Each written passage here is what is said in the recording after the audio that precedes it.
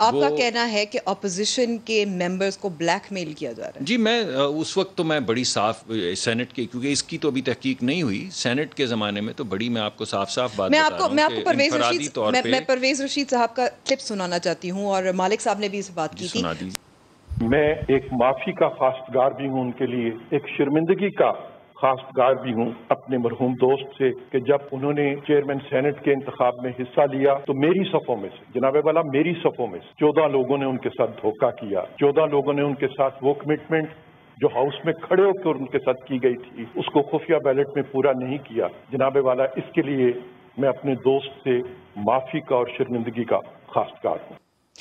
یعنی کہ ڈاکٹر مصدق صاحب، اگر اگست 2019 میں جو شکست ہوئی تھی، جو 15 لوگ تھے، ان کی تحقیقات ہوتی، ان کو نکال دیا جاتا، ان کے نام ظاہر کیے جاتے، تو فیٹف قوانین میں آپ کو یہ دیکھنا نہ پڑتا۔ یہ بات آپ کی تو ٹھیک پھر ہے کیوں نہیں کیا؟ جی، میں نے بھی تقریباً آپ سے یہی بات کی، بلکہ آپ کو یاد ہوگا میں نے تو ایک مقدمہ یہ بھی پیش کیا تھا جب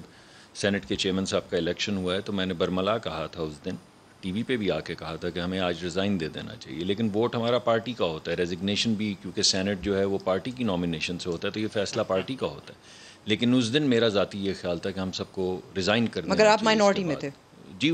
پارٹی نے نہیں یہ فیصلہ کیا، بیکاز پارٹی سمجھتی ہے کہ اگر آپ اپنے آپ کو سیاسی عمل سے علیحدہ کر دیں گے، جمہوری عمل سے علیحدہ کر دیں گے، تو غیر جمہوری طاقتیں مضبوط ہوتی جائیں گی اور جمہوریت ختم ہوتی رہے گی۔ لیکن جو آپ بات کر رہی ہیں، میں اسی طرف آ رہا تھا کہ جس طرح سے یہ ووٹ اب اکھاڑ پچھاڑ کی جاتی، فار ایگزامپل وہ جو انویسٹیگیشن ہے اس میں ہمیں اگر کوئی سرا مل جاتا، کیونکہ سیکرٹ بیلٹ تھا، سیکرٹ بیلٹ میں ہمیں پتہ نہیں چلتا جب تک جیسے خیبر پختونخوا میں ہوا کہ کچھ پیسوں کی ٹرانزیکشنز پکڑی گئیں، اگر کچھ پیسوں کی ٹرانزیکشنز پکڑی جاتی تو ہم ان کو نکال باہر کرتے، لیکن اگر پیسوں کی ٹرانزیکشنز نہ پکڑی جائیں تو پھر آپ زیادہ سے زیادہ کسی پہ شک کر سکتے ہیں، کیونکہ سب نے اندر جا کے ایک سیکرٹ بیلٹ دیا ہوتا ہے۔ اب کل کا جو معاملہ ہے وہ یکسر مختلف ہے، یہ سیکرٹ بیلٹ نہیں تھا، بالکل نہیں اس تھا۔ میں جو لوگ نہیں آئے وہ اب سامنے آئیں گے، اور پارٹیاں جو ہیں ان کو اگر اس نکالا پہ، جائے گا جی پارٹی سے۔ میرے خیال میں اس پہ بہت زبردست، اگر کوئی کچھ لوگوں کے واقعی جواز تھے، بیمار تھے، وہ نہیں آ سکے، کچھ اموات ہوئی تھیں، مگر اگر کوئی موت نہیں تھی، اگر کوئی حادثہ نہیں تھا، اگر کوئی